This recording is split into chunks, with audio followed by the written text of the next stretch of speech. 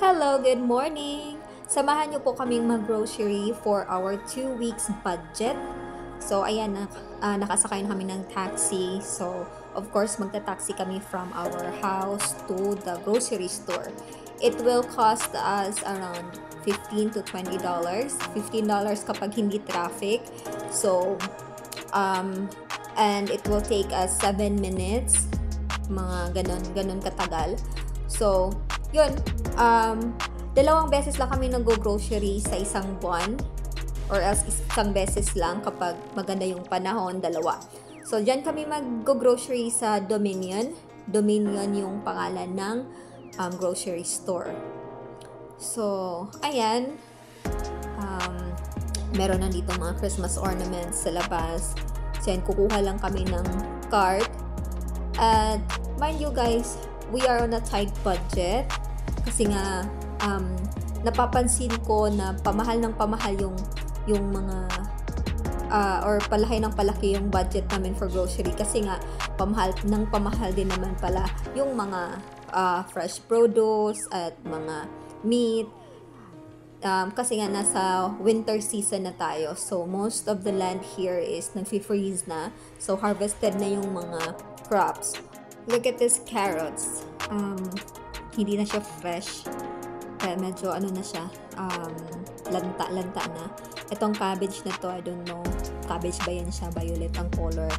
Yan, kilalaki ng talong. Hindi pa ako nakakain yan. So, yung kinukuha lang namin is like yung lamas lang. Ito, kamatis. Ang mahal na mahal ng kamatis ngayon. 2 months ago, it was around $4 to $6 at marami na. Pero ngayon, ang nakapack na yun is $10 already. So, sobrang mahal. That's why we are very watchful sa mga pinagbibili namin. At ito, yung mga onions, merong ganyan, white, tapos may yellow, may pula. So, kilalaki ng onions. Hindi pa kami kukuha ng onions kasi meron pang onions sa bahay. Tapos, of course, itong saging na kimamahal. Kukuha lang kami ng medyo hinog at saka hilaw. Ito naman yung favorite ko, bok choy. Nasa 50% off siya. So, nasa around $1 plus. So, skip muna kami sa mga cake and donuts. But of course, hindi mawawala yung bread. So, kukuha kami ng 2 loaves of wheat bread. Tapos, kukuha na rin kami ng fish. Ito lang yung nakikita naming fish dito, frozen. Yung basa fillet. Meron din namang mga shrimp pero pass muna kami sa shrimp. Hindi muna kami kukuha. So, yan lang yung fish na meron kami dito sa area. Tapos, kumuha na rin kami ng vitamins, vitamin C at B-complex. Meron pa naman kaming vitamin D sa bahay. Tapos, yan, meron kaming pork, ground beef. Tapos, kumuha na rin kami ng milk. So, marami pa kaming binili. Hindi na kami nakapag-video kasi nga nag-search over kami sa mga shelf kung saan yung mga naka-sale. Of course, dun tayo sa naka-sale. At hindi na rin namin nakuna ng video ang pag-check out sa mga items kasi medyo mataas na yung pila kahit early in the morning ang pag-grocery natin, no? So, ayan, nakaantay na kami ng taxi para umuwi ng bahay. Of course, na-taxi na naman tayo. And that's another $15 plus for the pamasahe. So, ayan, pauwi na po kami niyan. Ipapakita ko po sa inyo kung ano po yung mga napamili namin na groceries for the whole 2 weeks budget.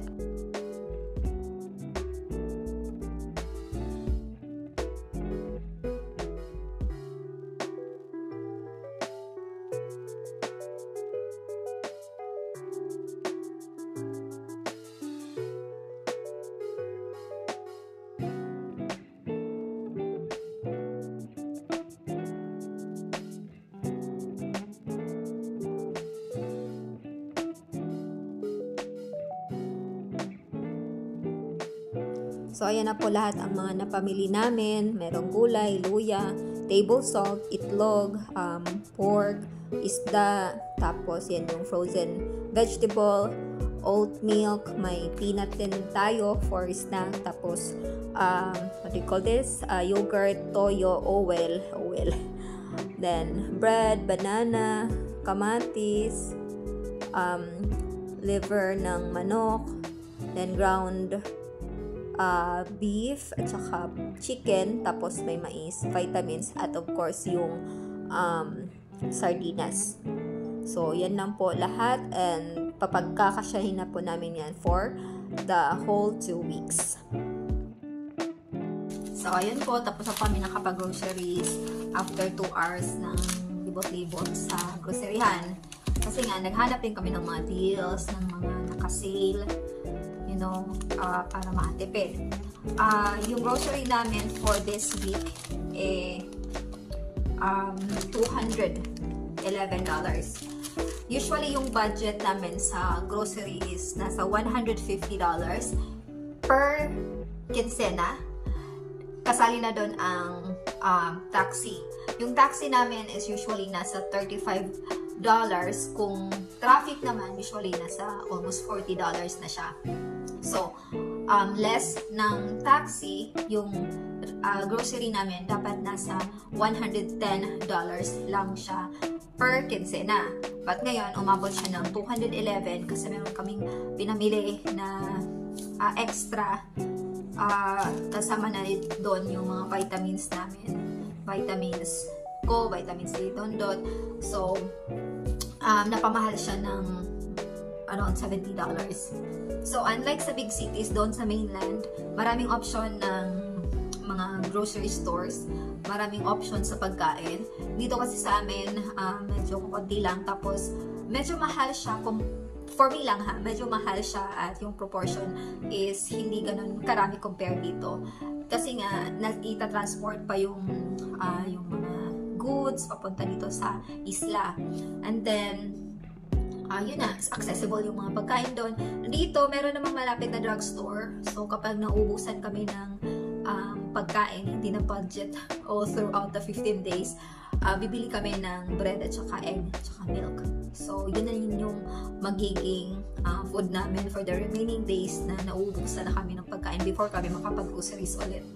So, if nakita nyo na meron kaming mega sardines, yung tinapa, yung sardinas, kapag nag-grocery kami, kailangan namin bumili kasi yun lang yung nakikita naming pagkain or goods na nabibili sa Pilipinas or kinakain sa Pilipinas, and you know, namimiss natin yung mga pagkain Pilipino. So, hindi pwedeng mawala si sardinas sa grocery list namin. So, originally, gusto sana namin ipakita yung $100 na grocery list namin. Kaso lang, kailangan pala namin bumili ng ganito. So, yun, nag-over the price siya. So, oh my God. Hindi siya saan aabot ang $100. So, that's it for today's video. Thank you so much for watching. At sana nagustuhan niyo yung video ko. At if nagustuhan niyo po, hit the thumbs up button. At mag-comment na rin kayo down below if meron kayong gustong malaman sa buhay namin dito sa Canada. And of course, sana i-subscribe nyo rin po ang channel ko. And that's it. Thank you so much. Have a great day. Bye!